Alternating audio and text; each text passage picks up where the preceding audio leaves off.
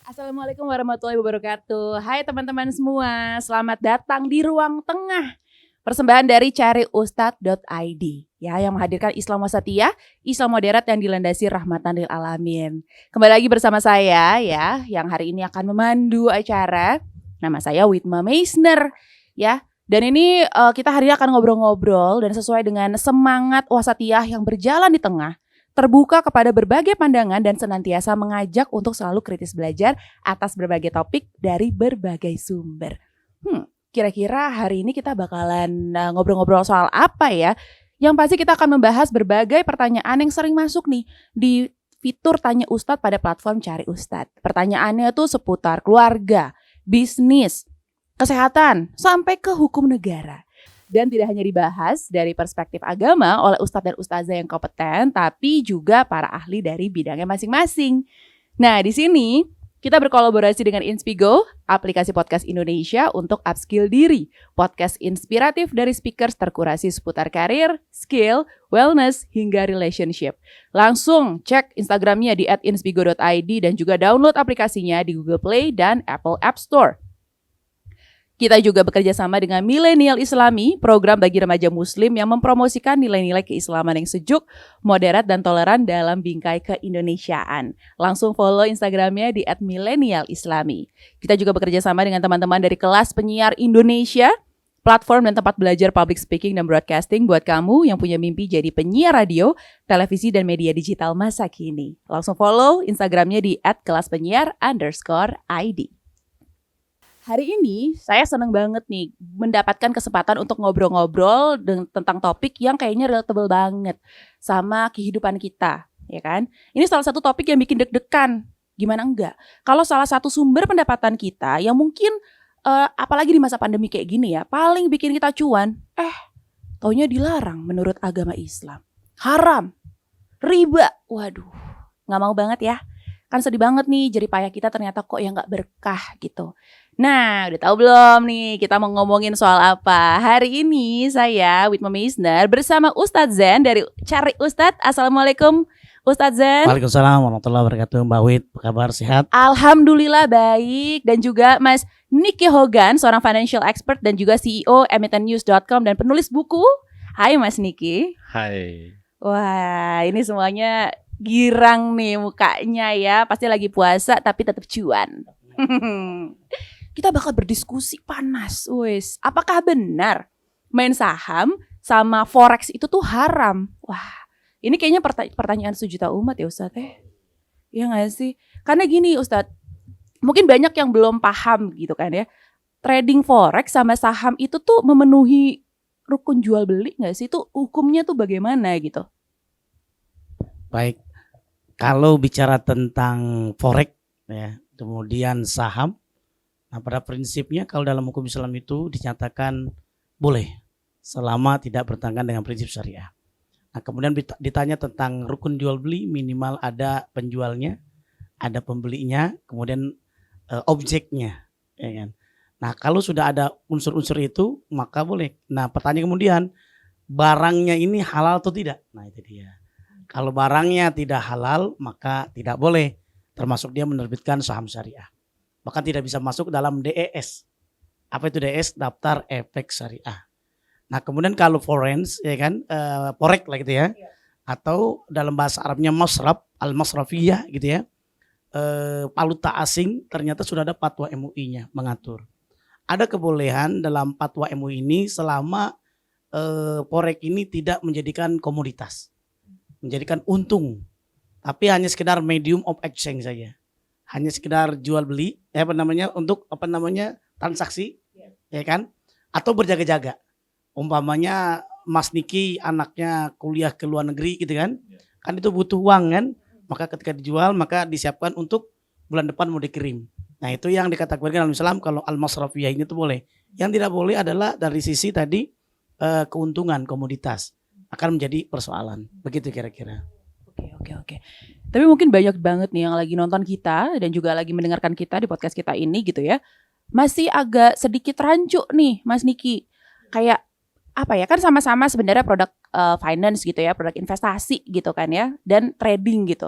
Nah sebenarnya bedanya saham dan juga forex atau foreign exchange ya, atau bahasa Indonesia sebenarnya falas ya. Falas ya. Nah, itu tuh sebenarnya apa sih Mas Niki bedanya? Tadi Pak Ustadz kan sudah sampaikan kan, produk ya. Kita bicara produk itu sebenarnya kita harus selalu ingat saham itu adalah bukti kepemilikan atas sebuah perusahaan. Kita sering lupa dengan definisi yang paling dasar mengenai itu. Jadi tadi kalau perbedaannya ya jelas, kalau saham itu diperdagangkan para pelaku investor, katakan seperti itu, ada dua sebenarnya. Di pasar itu ada dua jenis pelaku. Orang yang membeli saham untuk menjadi pemilik atas sebuah perusahaan itu, ya. Jadi dia investasi untuk jangka panjang. Saya mau menjadi pemilik bank A, menjadi pemilik perusahaan B dan C dan lain-lain, dan saya mau simpan untuk jangka panjang. Itu investor istilahnya. Tapi ternyata juga di pasar itu ada juga pelaku yang mempelakukan saham sebagai barang dagangan, jual beli itu. Yang didapatkan apa adalah selisih harga dari kenaikan ataupun penurunan. Ya amit-amit penurunan ya rugi lah gitu. Tapi yang diharapkan adalah kenaikannya, keuntungannya seperti itu. Jadi kalau kita bicara saham, tapi sama, produknya sama, saham seperti itu, yang baik sebagai seorang investor maupun sebagai seorang trader. Nah, kalau dalam konteks forex, yang diperdagangkan itu bukan lagi saham tapi forex tadi. Dan kebetulan yang kita tahu sebenarnya lebih banyak itu yang diperdagangkan itu bukan fisiknya. Tadi Pak Ustadz sudah sampaikan. Beda sekali kalau saya membeli falas tadi, membeli mata uang asing untuk tabungan anak saya nanti kuliah dan lain-lain di luar negeri. Tapi kalau dalam hal ini lebih dalam konteks untuk mencari keuntungan selisih naik dan turunnya. Jadi produknya akan beda seperti itu. Dan sekali lagi bahwa yang diperdagangkan itu bukan fisik tapi sifatnya jadi kontrak. Kontrak. Kembali untung ruginya adalah dari selisih kenaikan ataupun amit-amit tadi penurunan itu. Itu kira-kira gambaran saham dan forex tadi. Ini kan sebenarnya trading saham atau misalnya falas gitu alias forex ini kan kayaknya banyak nih, kayaknya lagi ngetren loh. Apalagi di masa pandemi ini kayak tiba-tiba, termasuk saya ya, tiba-tiba kayaknya oke ya main saham ya, padahal sebenarnya nggak tahu apa-apa. Cuman taunya nih high risk, high reward. Kayaknya walaupun resikonya tinggi, kayaknya bisa nih dapat untung gede gitu kan? Ya kan banyak yang punya mental kayak gitu. Nah sebenarnya gimana sih maksudnya itu Mas Niki, resikonya tuh sebesar apa gitu dibandingin sama reward yang akan kita dapat nantinya? Kita masih sering mendengar istilah main saham. Sebenarnya kita harusnya melupakan itu. Karena kalau sudah bicara main, saya rasa Pak Ustadz setuju. Itu pasti udah konotasinya negatif seperti itu. Jadi kita menghindari kata-kata main, walaupun itu sudah umum dipakai oleh masyarakat kita. Main saham atau main forex. Oke, kita pakai istilah trading dah tadi. Trading. Kita bicara trading, perbedaan paling utama antara saham dan forex itu adalah, selain di produknya tadi, adalah di istilahnya tuh leverage. Leverage. Jadi kalau di saham, kalau saya punya uang 100, saya hanya bisa beli saham 100. Sebanyak nilai uang saya. Bahkan kalau di saham itu ada sekarang Pak Ustadz yang namanya sistem online trading syariah. Jadi kalau saya punya 100, saya hanya bisa beli 100. Walaupun saya punya portofolio 1 M sekalipun, tapi kalau uang saya hanya 1 juta tunai, saya hanya bisa beli 1 juta. Tidak boleh ada istilahnya margin. Tidak boleh istilahnya ngutangan, itu tidak syariah menurut Dewan Syariah Nasional MUI seperti itu. Itu aturan-aturan mengenai kesyariahan transaksi saham itu sudah diatur seperti itu. Nah, beda dengan forex di mana unsur utamanya justru adalah di leverage itu. Jadi kalau saya punya 10, saya boleh trading sampai 100 atau bahkan sampai 1000. Itulah yang membuat akhirnya kalau kita sering mendengar forex itu akan lebih tinggi resikonya. Bayangkan kalau saya punya uang 10, tapi saya trading nilai 1000, pada saat 1000 itu turun menjadi 990, otomatis uang saya sudah hilang. Atau saya harus top up istilahnya. Jadi resiko di forex itu memang lebih tinggi karena unsur leverage itu. Beda dengan saham yang cash basis kayak tadi. Ini tadi kita setuju berarti ya, kita jangan ada sebenarnya istilah lagi main saham, Ya. gitu kan ya. Jadi kita lebih ke istilahnya trading gitu. Nah ini Pak Ustadz nih, pendekatan penetapan hukumnya menurut Islam trading tersebut gitu ya, sama pendekatan hukum perdagangan secara umum tuh persamaan dan perbedaannya tuh seperti apa ya Pak Ustadz? Baik, ada yang perlu diingat, trading itu dalam bahasa Arab bae. Bae itu kan jual beli. Makanya dalam surah Al-Baqarah ayat 25, wa ahallallahu al-bai'a wa harrama riba. Allah halalkan jual beli dan haramkan riba. Nah, praktek saham yang konven yang mempraktekkan ribawi itulah yang tidak boleh. Tapi kalau yang praktek yang tidak ada prospek tadi ribawi, maka boleh. Makanya ada istilahnya kalau dalam saham syariah itu namanya screening syariah. Nah, screening syariah itu minimal tadi dia bisa masuk daftar efek syariah adalah diantaranya yang pertama tentang produknya, bisnisnya, apakah yang diperbolehkan atau tidak. Itu yang pertama. Yang kedua dari rasio keuangannya. Rasio keuangannya itu apakah lebih dari 10% ada unsur ribawi gitu. Pendapatannya. Nah gitu. Kalau kurang dari 10% itu masih diizinkan masuk dalam daftar efek syariah. OJK, Otoritas Jasa Keuangan, nanti ditambahkan oleh Pak Niki sebagai praktisi kan. Nah saya melihat ada laporannya itu mengeluarkan beberapa perusahaan atau emiten yang mengeluarkan saham syariah, tapi neraca tadi pendapatannya, keuangannya itu tadi lebih dari 10%, 11%, 12% itu tidak boleh. Jadi secara sederhana harus ada hati-hati memang. Yang disampaikan oleh Pak Niki bahwa memang bisnis dalam bidang pasar modal, walaupun di zaman Nabi belum ada pasar modal ya. ya dagangnya ada, tradingnya. Jadi trading zaman Nabi sama zaman now itu berbeda gitu kan. Kalau zaman Nabi ya fisik offline. Kalau sekarang bisa online. Trading saham syariah udah bisa pakai online begitu kan. Nah, oleh karenanya yang saham syariah ini yang kalau lihat selama tadi tidak ada rambu-rambu yang bertentangan, masih masuk ke dalam DS, daftar efek syariah sehingga bisa berjualan. Nah, kalau yang masraf atau falas ya kan, itu tadi ketentuan tadi udah jelaskan, selama tadi dia untuk berjaga-jaga buat untuk menjual kan, bahkan merusak pasar, maka yang terjadi tadi semakin tinggi permintaan semakin resikonya semakin meningkat. Nah kalau yang saham ini kan hampir sama, baik itu saham syariah maupun konvensional itu sama. Ada istilahnya tadi sampaikan capital gain, ada istilahnya capital loss. Nah bukan hanya dapatkan dividen, dividen itu keuntungan dari perusahaan, ya kan, yang biasanya berapa setiap tahun ya? Setiap tahun. Setiap tahun dapat. Nah tapi ada juga capital gain. Nah dia butuh gitu kan. Awalnya beli misalkan 2.000, ini harganya udah 3.000. Saya lepas nih, kan untung 1.000. Lah kalau Pak Niki punya 5 juta lembar, yang hitung saja. Nah, kaya raya. Tapi ingat resikonya tinggi ya Pak Niki kan. Apa yang terjadi kalau harganya misalkan tadi 5.000, tiba-tiba yang berlaku sekarang jadi 1.000, 4.000 dikali berapa juta lembar yang dibeli oleh Pak Niki. Nah itu dari gulung tikar. Itu sih. Tapi itu emang kadang-kadang merasa orang-orang yang transaksi saham dan juga forex tuh seninya di situ kayaknya Pak Ustadz ya. Seninya deg-degannya itu ya. Termasuk untuk menunggu istri juga kan ya. Kenapa calon istri juga deg-degan juga itu. Iya. Atau calon suami deg-degan juga. Deg-degannya lain. Termasuk dalam berbisnis, untung enggak kan begitu.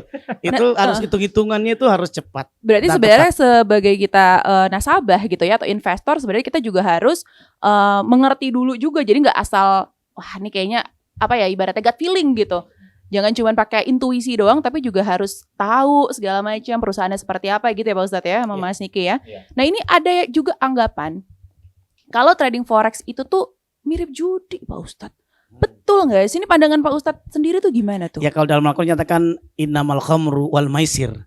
Apa makna maisir itu judi? Kalau judi itu kan gambling. Kalau gambling itu judi biasanya nanti ada hadiah tapi ada modal yang dikeluarkan. Iya kan? Ya contohnya misalkan dia mancing. Ini kan mancing misalkan nanti hadiahnya berapa 2 juta tapi harus bayar dulu gitu kan. Nah itu ada kategori namanya judi. Nah itu maisir. Nah bagaimana dengan konsep yang tadi trading, apalagi trading syariah. Insya Allah karena sudah ada DPS-nya, Dewan Pengawas Syariahnya, kemudian sudah ada tadi daftar efek syariah yang men-screening bahwa perusahaan itu bisa menerbitkan saham sebagai emiten, lembaga penerbit saham gitu kan, maka ada aturan-aturannya. Jadi semuanya juga ada, termasuk dalam masraf ini atau valuta asing sebetulnya membantu. Ya kan, bayangin kalau mau pergi haji, terus tiba-tiba ditutup. Nah kita mau pergi haji, mau beli apa saja bagaimana uangnya kan? Bukan hanya pergi haji, saya waktu ke Perancis saja, ke Belanda, kan harus ada uang euro gitu kan. Betul. Nah bawa uang, ternyata mau tuker sana nggak mau, maunya pakai uang dolar tukerannya, rupiah nggak bisa. Nah itu kan ada kendala saat kita ada di LN atau luar negeri. Gitu. Oke. Nah ini ada juga nih orang-orang nih Pak Ustadz nih, banyak banget skenario di masyarakat mungkin ya. Jadi trader forex sama saham, tapi kok menggunakan uang orang lain gitu loh saat trading. Mungkin karena dia belum punya modal gitu. Jadi jatuhnya tuh minjem duit dulu deh, boleh deh gitu kan ya. Nah ini sebenarnya dalam Islam sendiri itu diperbolehkan gak sih? Atau ada syarat-syarat gitu yang harus dipenuhi? Nah kalau gitu. dia minjem ya masuk dalam kategori hutang piutang, ya kan? Nah, dainun itu utang. Jadi beda antara tulisannya sama nih, dal ya nun, ya kan? Ini kan botak nih kan. Bisa kita ditulisin dainun itu artinya hutang, bisa dinun artinya agama. Nah, secara sederhana yang saya sampaikan bahwa bagaimana nih orang bisnis yang di mana-mana investasi pasti kalau ingin untungnya tadi pakai modal. Pakai modal bisa modal orang lain, bobol, berani optimis bisnis orang lain, bisa juga botol, berani optimis tenaga orang lain. Nah, itu biar untung kan, pakai jasa. Ya kan? Ada jasa atau konsultan biar dia untung kan. Nah ini dia. Atau bodol itu apa? Berani optimis dana orang lain. Nah dana orang lain berapa? Pinjam gitu Pak Niki kan. Ya karena udah kelihatan, wih ini bagus nih. Ya walaupun kadang-kadang tadi bisnis, jangankan bisnis, keuntungan kan ini semacam ada seninya. Makanya diperbolehkan selama tidak ada yang dirugikan. Ya kan? Selama tidak dizolimin, la tazlimun wa la tuzlamun. Nah seninya dalam surah Luqman nyatakan wa mata dari nafsun mada taksibu goda. Jadi dalam berbisnis nggak tahu besok untung tuh enggak kan gitu ya. Nah termasuk juga apa yang dilakukan, apakah rugi atau tidak. Nah makanya dalam Islam boleh selama tidak ada unsur tadi kezoliman yang bertentangan dengan prinsip syariah. Tapi kalau dibungain itu dizolimi nggak Pak Ustadz? Kalau dibungain, kalau bagi hasil boleh. Kalau bagi hasil Bagi boleh. hasil. Tapi kalau dibungain, Nah dibungain ya itu tadi. nggak boleh. Ya itu tadi. Jadi ada aturannya. Iya. Yang jadi dalam Al-Quran tadi yang kita bacakan surah Al-Baqarah ayat 275 yang boleh baik. Ya kan, baik itu jual beli. Bukan baik-baik. Baik-baik artinya yang lain ya kan. Selamat. Baik ini jual beli ya kan. Yang tidak boleh adalah riba. Riba itu diantaranya para ulama memaknai adalah fawaid. Fawaid itu bunga. Nah kecuali mungkin bunga mawar lain lagi ya. Wah, Nah, itu mah dikasih ke pasangan nah, Pak Ustadz. masih Kalau lain. bunga mawar beda Iya, dong. bunga mawar. Nah ini apa ya, banyak banget mungkin trader-trader baru nih Mas Niki yang kayaknya baru terjun gitu kan ya, kepengen tahu lebih dalam lagi gitu. Cuman kan sekarang walaupun sekarang udah banyak ya informasi dan edukasinya gitu ya. Tapi gimana ya supaya kita tuh bisa memaksimalkan possibility rewardnya gitu loh. Terus kayak walaupun tadi saya sempat bilang gitu, saya sempat singgung tentang high risk gitu, gimana nih supaya ya jangan high risk banget lah, medium risk lah seenggaknya lah gitu kan. Dan juga supaya kita bisa punya skill dan juga fundamental knowledge gitu ya, yang harus dikuasai gitu ya. Jadi sebelum terjun ke medan saham dan forex ini kita udah siap gitu. Apa ya Mas Diki? Perang banget ya kesannya. Oh, Terjun iya ke dong. medan. Iya dong, kalau mau dapat untung harus perang memang. Di awal tadi kita sampaikan bahwa sebenarnya ada 2 jenis pelaku di pasar. Kita bicara konteksnya saham dulu ya. Ada 2 jenis pelaku, investor dan trader. Umumnya investor itu harus dilengkapi dengan paling tidak pengetahuan mengenai fundamental istilahnya. Rada-rada teoritis, tapi fundamental itu artinya dia bisa membaca laporan keuangan. Kalaupun tidak bisa, sebenarnya Bursa Efek Indonesia, bursa kita, itu setiap berkala 6 bulan itu mengeluarkan daftar saham-saham yang fundamentalnya seperti ini loh. Saham-saham yang rajin bagi dividen, saham-saham yang syariah seperti tadi dan lain-lain. Jadi sebenarnya walaupun kita nggak punya kemampuan membaca angka laporan keuangan, kita bisa mengacu kepada indeks saham-saham yang ada di indeks yang disebutkan tadi. Itu kita bicara konteks yang tadi investasi jangka panjang menjadi pemilik perusahaan. Tapi ada juga yang trader. Trader yang hari ini beli, kalau bisa nanti siang atau sore jual, sudah dapat selisih harga. Kalau enggak pun ya besok nggak apa-apa, minggu depan, bulan depan. Nah itu biasanya lebih mengandalkan kepada analisa teknikal istilahnya. Ada tarik-tarik garis. Teman-teman di analis teknikal itu percaya bahwa garis-garis itu bisa memberikan indikator kapan harus beli, kapan harus jual, kapan harus cut loss sekalipun. Karena kalau nggak di cut loss tadi istilahnya jual rugi, mungkin saham itu akan turun terus. Seperti itu. Atau waktu naik, ini saatnya sudah nih jual aja karena kelihatannya sudah mentok harganya. Jadi ada analisa-analisa yang harus dilakukan. Balik lagi, produk apapun termasuk forex, kita harus tahu produk yang kita investasikan, produk yang kita tradingkan. Tadi kan istilahnya seperti itu. Tapi di luar dua analisa itu saya mau menekankan satu hal lagi adalah pengendalian emosi. Itu hal yang luar biasa sebenarnya. Kalaupun saya jago teknikal, saya jago fundamental, tapi kalau saya serakah, pasti udah nggak syariah. Jadi syariah kalau begitu. Jadi syariah gitu. Syariah, Itu pasti sudah jadi titik lemah kita pada saat berkecimpung di industri keuangan seperti itu. Serakah, kemudian tidak sabar atau takut, panikan waktu market lagi, saham lagi turun-turun, padahal kita rencana uang kita untuk jangka panjang tapi ikut-ikutan panik. Sebaliknya pada saat harga saham sedang naik dan lain-lain, sama juga kita rencana buat anak kuliah, anak sekolah untuk 20 tahun lagi, 15 tahun lagi, tapi buru-buru jual. Katanya mau invest jangka panjang. Nah, pengendalian emosi itu harus bagian daripada kemampuan pada saat kita berkecimpung di industri keuangan ini. Berarti juga bisa saya garis bawahi gitu ya, saat teman-teman kepengen terjun gitu, jangan males baca ya. Jangan males cari informasi gitu ya Pak Ustadz ya, sama Mas Niki ya. Wajib itu. Wajib itu ya, jangan cuma ikut-ikutan. Karena sekarang tuh trennya adalah orang-orang posting portfolionya di sosial media, terus orang-orang jadi kepengen, wah ini kayaknya cuan banget nih, ikutan beli gitu. Padahal kayak nggak ada fundamentalnya gitu kan. Pak Ustadz kayaknya mau ngomong Gimana Pak Ustadz? soal ini. Kalau Pak Ustadz gimana tuh? Kayak orang-orang suka pamer gitu loh Pak sekarang. Yang paling aman sebetulnya ada lagi. Kalau tadi investasi dalam bidang trading itu memang resikonya tinggi tadi saham kan. Mau pengen nyari yang aman-aman adalah investasi emas, investasi properti. Itu dari zaman ke zaman nggak pernah turun. Tidak akan mengalami yang namanya kenaikan. Nah, tapi lagi-lagi intinya mah kalau kita diskusi kita sebetulnya saham syariah itu sudah ada fatwa MUI nomor 135 tahun 2020. Nah, selama dalam transaksinya itu tidak ada yang bertentangan, maka menjadi boleh. Nah, strategi-strategi bisa belajar dengan Mas Niki, ya kan? Kayaknya kalau pakai terlalu ini ya. Serius banget. Serius. Atau pakai Om juga bisa, Om Niki. Kakak juga boleh Pak Ustadz. Bukan kakak tua ya. Tapi setuju, mungkin saya menambahkan aja bahwa tadi saya sempat sebut ya, sistem online trading syariah. Kita ada sekarang sekitar 100 lebih broker. Ada sekitar setengahnya 50-an tuh mereka punya sistem online trading syariah. Jadi pada saat kita membuka rekening, itu sudah otomatis rekening itu klasifikasinya itu sistem online trading syariah.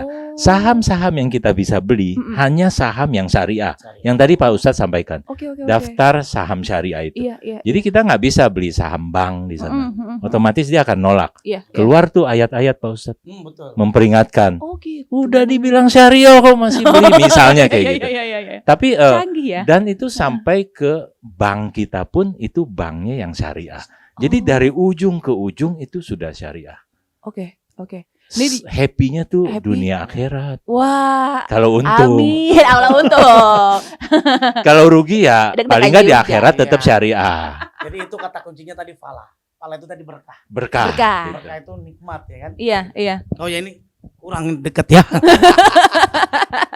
Tapi Siap, terima siap. kasih loh. Ini Pak Ustadz Zen dan juga Mas Niki tuh udah kita udah mendapat pencerahan banget nih kayaknya dari diskusi ini gitu ya.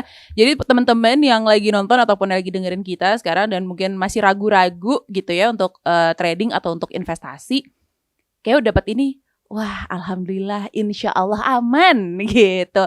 Terima kasih Pak Ustadz Zen, terima Sama-sama, kasih Mas Mbak Niki. Terima kasih Mbak. Semoga puasanya lancar, Amin, semoga selalu amin. sehat juga Amin. gitu kan ya, dan semoga cuan ya Mas Niki ya. Ya itu Oh, iya, penting. itu penting dan semoga berkah. Amin. Semoga berkah. Teman-teman terima kasih yang udah nonton kita di sini ya. Dan sampai ketemu lagi di episode selanjutnya. Saya Witma Meisner, pamit undur diri. Wassalamualaikum warahmatullahi wabarakatuh.